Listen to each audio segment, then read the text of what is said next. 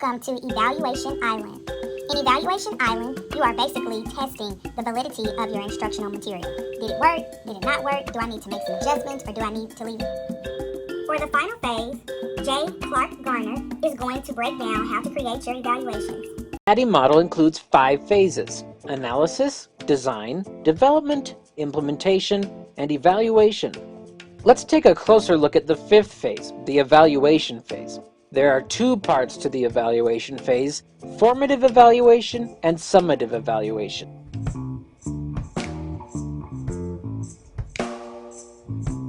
Even though it is the final letter in the ADDIE acronym, most of the evaluation phase doesn't come last. You should actually be evaluating your instructional materials as you go through each part of the ADDIE process.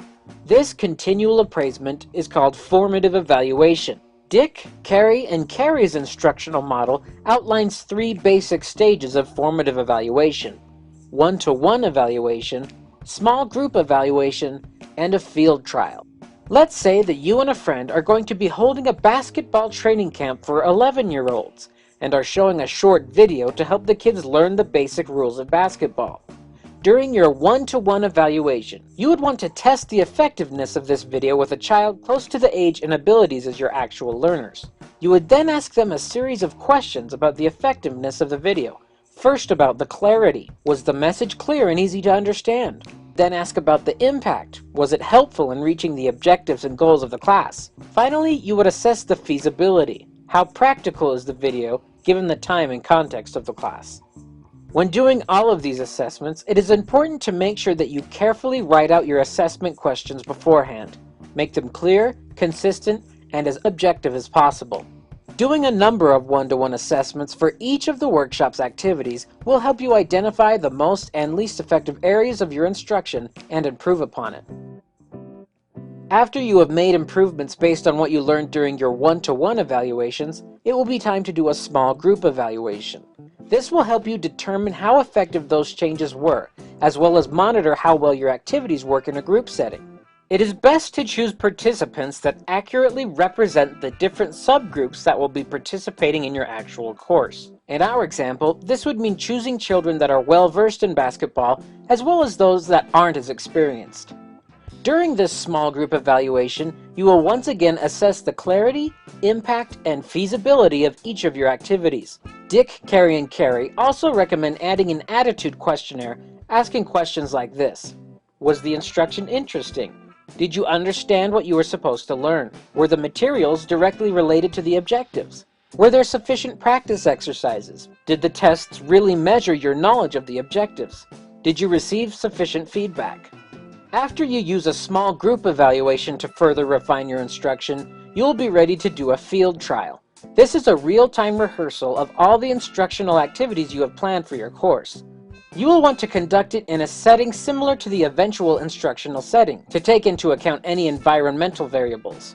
Once again, you will assess the clarity, impact, and feasibility of your instruction, and make changes accordingly. Then you will be ready to deliver your instruction. The other stage in the evaluation phase is the summative evaluation. The purpose of a summative evaluation is to prove the worth of the instruction after it is completed. Kirkpatrick's model outlines 4 types of outcomes to evaluate: the reaction, learning, behavior, and results. It is wise to document the reaction of your learners. This is most easily done by writing a series of statements and having the students indicate how strongly they agree or disagree, like this: the basketball camp's objectives were clear to me. The drills and exercises fit in with the goals of the camp. The instructions we were given were clear and easy to understand.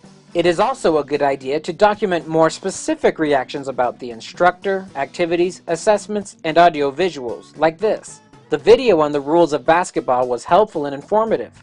The passing drill we did helped my passing abilities. The instructor was kind and treated me with respect. A few open-ended questions can be helpful as well, especially about the overall strengths and weaknesses of the course. And make sure to make your feedback survey anonymous. This encourages learners to truly express their attitudes without fear of judgment or retribution. All of this feedback will once again help you know what went well in the course and what can be improved upon. The next aspect to evaluate is the learning that took place. This is most typically done in the form of a post-test that evaluates how well your students achieved your learning objectives. Knowledge is typically assessed in achievement tests. In our example, this could consist of multiple choice questions, testing your learners' understanding of the rules of basketball. Skills are typically assessed in performance tests. This could mean having students show you their passing, shooting, and dribbling form while you took notes on a rubric you constructed beforehand. Attitudes are typically assessed on questionnaires, similar to the reaction surveys we talked about a moment ago.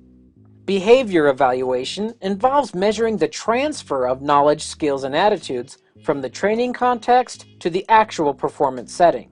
It is especially important to track this in professional settings. If you trained call center employees on a new way of upselling customers, you will want to evaluate whether or not they are doing this on their actual calls. In our basketball camp example, this could mean seeing whether or not your students utilize the skills you taught them as they played basketball games outside your workshop. Finally, you will want to measure the results of your training.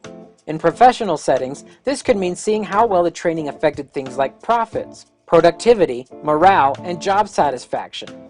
In our basketball example, this could mean assessing the training's effects on your players' confidence, enjoyment, and win-loss rates. So that's it for our basic overview of the evaluation phase of the ADDIE model. Conducting formative evaluations during each stage of the ADDIE process, as well as administering a summative evaluation after the course is implemented, will help you make sure your course is helping reach your instructional goals. Thanks for watching.